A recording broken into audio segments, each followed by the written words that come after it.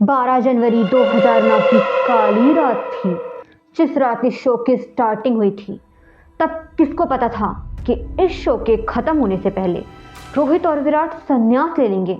किसको पता था कि इस शो के खत्म होने से पहले हम बुमराह को ये बोलते हुए सुनेंगे। बोलना भी तो है। और फिर उसके बाद जो हुआ, बस शॉन बन गया डॉन। ये रिश्ता क्या कहलाता है कि स्टार्टिंग हुई थी एक मैजिक से, जिसका नाम है अरेंज मैरिज। नहीं तो तुम ही बताओ, इनकी जोड़ी जम रही है? अब बताओ। मैजिक। और फिर इसके नेक्स्ट जनरेशन में इस अरेंज मैरिज का लव मैरिज करके उनका डिवोर्स करवाकर फिर शादी कराकर फिर हीरोइन को मारकर उसकी हमशक्ल लाकर फिर उससे हीरो की शादी करवाकर फिर डिवोर्स करवाकर फिर शादी करवाकर फिर बच्चा लाकर थर्ड जनरेशन स्टार्ट। भाई मैं पागल हो जाऊंगी, भाई मैं पागल हो जाऊंगी। कंट्रोल। और अब इस जनरेशन में एक लव ट्रायंगल स्टार्ट करके हीरो हीरोइन की शादी करा के हीरोइन की बहन को विलन बना दिया।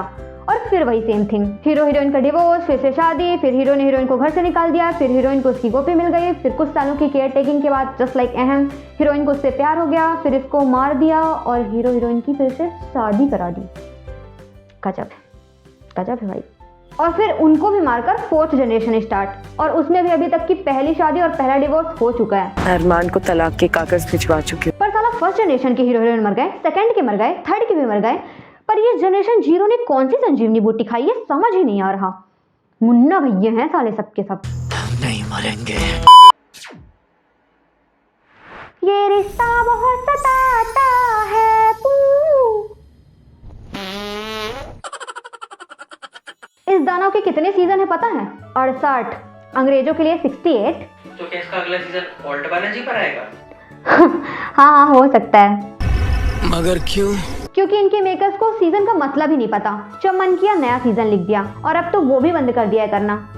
ये शो स्टार प्लस के वो बूढ़े अंकल हैं जिनको नकली दांत और विग लगाकर ना जाने क्यों जवान दिखाया जा रहा है। इस शो के पहले 2 जनरेशन, अरे घंटे का जनरेशन, अपन सीजन ही बोलेंगे, 3 आ गए हैं, चौथा चल रहा है। इस शो के पहले 2 सीजन जो थे वो थे ही, पर इसका थर्ड सीजन चूतियापे की श्रेणी में अव्वल आता है। और इस चूतियापे को इजाद करने के पीछे हाथ है एकता कपूर जी का, जिनने आर्ट बालाजी के शोज बनाने में इतना ध्यान दिया कि इनके सोचने समझने की शक्ति ऑलमोस्ट खत्म हो गई। लिटरली सीजन 2 में इनके पास तलाक के अलावा दिखाने के लिए कुछ था ही नहीं, पर शो को खींचना था तो इनने सोचा बना देते हैं, कौन सा इन चमन चूतियों को समझ ही आ जाएगा। तो शादी तलाक खेलने के बाद भी मेकता मैडम के पेट में कीड़े लौट रहे थे, तो उनने सबसे वाहियात सीजन बना दिया, सीजन 3, जिसमें है अक्षरा जो है नायरा की बिटिया, जिसकी आज हम करेंगे खड़ी खटिया।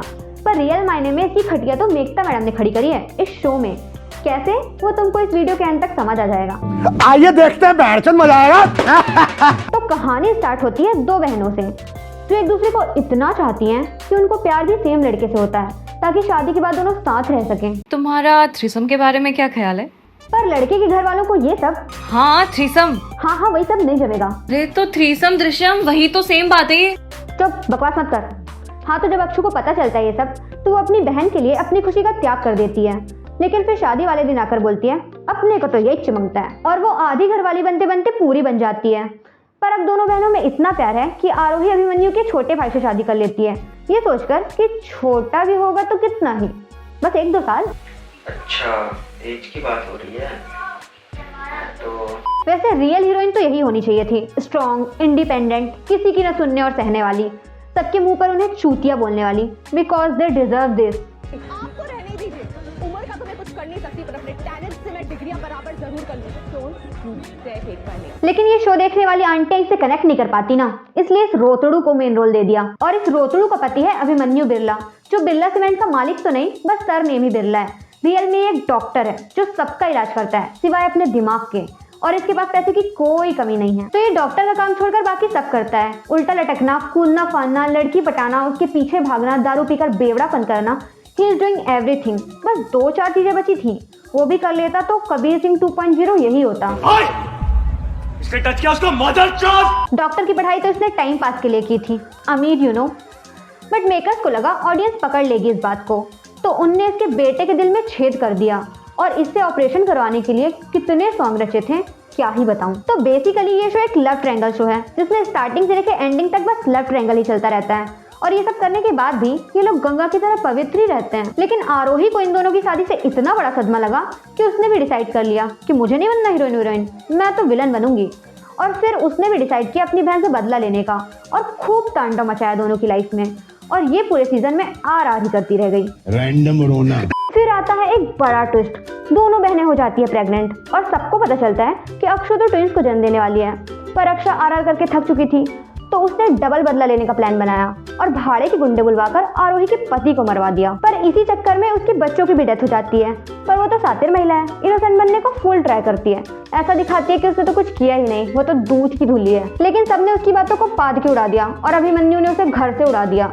लेकिन फिर उसको याद आई, आहा माशाल्लाह क्या दूधिया बदन है, आहा। और उसको चढ़ी ठरक। अक्षरा कहाँ है? मुझे अक्षरा से मिलना है। अबे क्या है भाई ये आदमी, इससे बस मैं इतना ही पूछना चाहूंगी। अबे तू थोड़ा सा बहन का लोड़ा क्या? और वहीं दूसरी तरफ ये चंटी चलाक लोमड़ी रोती रोती अभिनव की बाहों में जा गिरती है और उसको पता चलता है कि उसके 2 छोटे अभिमन्यु में से एक छोटू भी जिंदा है। पर वो डिसाइड करती है कि जिसने मुझे घर से उड़ाया मैं उसे अपनी जिंदगी छुड़ा दूंगी। और वो उड़कर अभिनव की डाल में जाकर बैठ जाती है और उसे अपना पति जी और अपने बच्चे का बाप जी बना लेती है। वैसे सच बताऊं तो ये शो मैंने अभीरा के लिए देखना चालू किया था, पर इनने दोनों की केमिस्ट्री का जो भाजी बड़ा किया है, माँ कसम दिमाग का घोंसला ही कर दिया। अरे नहीं इसे घोंसला नहीं, इसे घोंसला ही। फैमिली फ्रेंडली है ऐसा नहीं बोल। ये सब चूतियापा तो जैसे तैसे झिलर गया, पर ये लोग बाज नहीं आए। इनने कहा और ये बोलकर फिर से अभिमन्यु को ले आए। अरे कुछ और भी दिखा सकते थे, कुछ अच्छा कर सकते थे, पर नहीं, इनको तो भजाड़ी मचानी है। सब तहस नहस कर दिया। और जब हमें अक्षु और अभिनव की ही जोड़ी पसंद आने लगी तो वो भी इनसे देखा न गया और इनने कहा और अभिनव को मरवा दिया, वो भी अभिमन्यु से। नहीं भाई, ये लोग करना क्या चाहते थे मुझे आज तक समझ नहीं आया। ना अभिनव को जीने देंगे, ना अभिमन्यु को अच्छा बनने देंगे, ना अक्षु को कैरेक्टर अप रहने देंगे, ना दोनों को एक करेंगे। बेसिकली ये जनरेशन 3 ने हमारा दिमाग चाटने के लिए बनाया था। अब इनने साजिश करना चालू किया कि कैसे करके अभि और अक्षु को साथ लाया जाए और सीरियल को दोबारा पहले जैसा कर दिया जाए, जिससे हैशटैग अभीरा ट्रेंड करने लगे। पर इस चक्कर में इनने पूरे सीजन का गुड़ गोबर कर दिया। और जब लास्ट में रियलाइज हुआ कि हमने तो बहुत बड़ा पाप कर दिया है, तो इनने दोनों कैरेक्टर्स को ही उड़ा दिया और बेचारी को कहा बहुत पति पति खेल ली, अब विधवा है। पर गिफ्ट में एक बच्चा दे गए, क्योंकि अक्षु ने सोचा इसने इतने टाइम से निस्वार्थ भाव से मेरी सेवा की है तो इसको भी कुछ फल मिलना चाहिए। तो अक्षु ने इसको फल दिया और अभिनव ने अक्षु को, समझ रहे हो, लेगेसी रुकनी नहीं चाहिए ना, अभी जनरेशन 4 में हग रहे हैं। इस शो के मेकर्स का मेन रीजन इस रोतड़ू के इतने हुतियापे करने के बाद भी महान ही दिखाना था। लेकिन बात सिर्फ इसकी नहीं है, इस शो में कोई दूध का धूरा नहीं है, सब पक्के हरामी हैं और मेकर्स को चाहिए भी वही। इसलिए तो जो 2 अच्छे कैरेक्टर्स थे उनको मरवा दिया, एक को इस रोतड़ू की वजह से और इसको तो इसी के सौतन ने दारू पिलाकर निपटा दिया, क्योंकि सबको चाहिए कलेश। लेकिन सबसे बड़ी कलेशी औरत है ये मंजरी, अभिमन्यु की महतारी। ये दोनों महतारी बेटे इतने कमीने किस्म के इंसान है ना। अभिमन्यु को देखो, स्टार्टिंग में वो प्यार अक्षु से करता है, पर सगाई आरोही से करता है, लेकिन फिर शादी अक्षु से करता है। इसको बीवी नहीं साली चाहिए, पता है। पर एक बीवी बनती है तो दूसरी ऑटोमेटिक साली बन जाती है और फिर इसको साली चाहिए। तभी तो जब अक्षु को घर से निकाल देता है तो फिर इसको साली चाहिए। और जब फाइनली शादी आरोही से होने वाली होती है तो फिर इसको अपनी साली पर प्यार आ जाता है और अक्षु के पास चला जाता है। मैं बता रही हूँ, इसको करना था पर घर वाले अलाउ नहीं कर रहे थे। थ्रीसम मतलब ये XA + XB करता है, फिर उसमें से X कॉमन निकालता है और XA + B करता है और इमेजिन करता है रात में। मतलब चल छोड़, आरोही तो फालतू में ही बदनाम है। इस शो की असली कोमोलिका तो मंजरी है, जिसको अपनी बहुओं से घंटा फर्क नहीं पड़ता, उसको बस उनके बच्चे चाहिए। जब नील की डेथ वाला मोमेंट आता है तो अक्षु को घर से इसलिए नहीं निकालते ये लोग कि नील निपट गया, वो तो इसके ट्विंस बच्चे भी खत्म हो जाते हैं उस एक्सीडेंट में, इसलिए निकाल देते हैं घर से। इसका प्रूफ ये है कि जब इनको पता चलता है कि एक बच्चा बच गया है तो बच्चे के चक्कर में अक्षु को भी वापस बुलाने के लिए रेडी हो जाती है ये आंटी। पर इसकी वजह से तो नील की डेथ हुई थी ना, अब भूल गई। और जबकि इसको ये भी पता है कि अक्षु अपने नए पति के साथ हैप्पी है शायद। और बात रही आरोही की, तो उसने तो पता नहीं अभिमन्यु में ऐसा क्या देख लिया है कि इतनी बार टेका मिलने के बाद भी वो उसके साथ रहने के लिए रेडी है। ये तो वो टाइटैनिक वाली बूढ़ी आंटी हो गई कि खुद का एक पति है, बच्चे हैं, पर फिर भी वो उसी लड़के को याद कर रही है। कि जवानी में उसने पता नहीं ऐसी कौन सी तान छेड़ी कि उसका गाना बुढ़ापे में भिगा रही है ये आंटी। आरोही ने भी अभिमन्यु को ऐसे ही तान छेड़ते हुए देखा होगा। देखा होगा मतलब? हाँ तो अब देखा ही होगा ना, ये लोग कब घर घर खेले।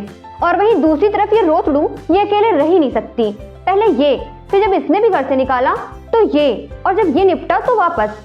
और रहना खुद को है पर नाम बच्चे का लगाएगी। इस शो का एंड #अभीरा के चक्कर में जो इसके मेकर्स ने किया था उससे बेटर एंडिंग मेरे पास है। कुछ नहीं करना था इनको, बाकी सब सेम ही रखना था, बस अभिनव को मारते नहीं। बच्चे के चक्कर में अभिमन्यु और अक्षु की शादी करा देते दोबारा और बचे 2 अनजाने अजनबी, आरोही और अभिनव। उनकी भी शादी करा देते। अभिनव और अभिमन्यु की भाईबंदी तो बढ़िया हो ही गई थी और इन दोनों बहनों में पहले से ही बहुत प्यार है।